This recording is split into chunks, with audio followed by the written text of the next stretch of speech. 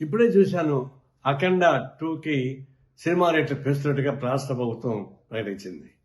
ఇలాంటి ప్రకటన ద్వారానే కదా ఐబొమ్మ రవి లాంటి వాడు పుట్టేది. మీరు కోట్ల రూపాయలు ఖర్చు పెట్టి సినిమాలు తీసేసేవాళ్ళు ఆ డబ్బులు మొత్తం ప్రజల మీద భారం వేయాలని ప్రయత్నిస్తుంటే ఇది ఎవరికి న్యాయం? కాబట్టి ఇంకా ఈ విలువైన కాస్ట్లీగా ఉన్న సినిమాను చూడడానికి ఇష్టమైన ప్రజానీకం ఐబొమ్మ రవి లాంటి వాడు చేసిన సినిమాలు చూస్తున్నారు. మీరే కదా సూచిస్తున్నారు. మళ్ళీ అతను అరెస్ట్ హక్కు మీకు ఎక్కడ వచ్చింది? ఈ ప్రభుత్వానికి నైతిక హక్కు లేదు. ఐబొమ్మ లాంటి వాళ్ళని అరెస్ట్ చేసే నైతిక హక్కు మీకు లేదు. ఎందుకంటే మీరే సృష్టిస్తున్నారు అటువంటి వాళ్ళని. ఇప్పుడు ఆయన జైలు పెట్టి ఇంకా చాలా మంది వస్తారు.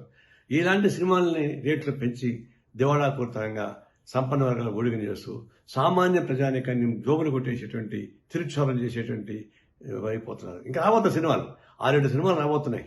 అవి ఎందుకు పెంచుతారు ఇంకా అంటే అట్లా పెంచుకుని పోయి ప్రజలను భారం వేస్తుంటే ఇట్లాంటి ఐబొమ్మ రవి లాంటి వాళ్ళు చాలా మంది పుడతారు. వాళ్ళు రావడం మీ చేత కాదు. ఇది స్వయంకృత అపరాధం. వ్యవస్థలో చేస్తున్నటువంటి అనేక అరాచకాల భాగంగా ఇది ప్రభుత్వం తగిన చర్యలు తీసుకోకపోతే ఇలాంటి అరాచకాలు జరుగుతూనే ఉంటాయి. తక్షణం ఈ సినిమాలు ఆ పద్ధతి ప్రజలకు దూరం చేయబాకండి. ప్రజలు సినిమా థియేటర్లకి ప్రజలకు దూరం పెంచేస్తున్నారు. సినిమా థియేటర్లో 100 రోజులు 50 రోజులు ఆడుతూ ఉంటే జనం చూస్తారు సామాన్య ప్రజలకు. మీరు 3 రోజులు మొత్తం డబ్బులు వారుకున్న తర్వాత అది ఎవరు చూస్తారు? అంటే సినిమా థియేటర్లకి ప్రజానీకానికి దూరం చేస్తున్నారు. కళామతలకి ప్రజలకు దూరం చేస్తున్నారు.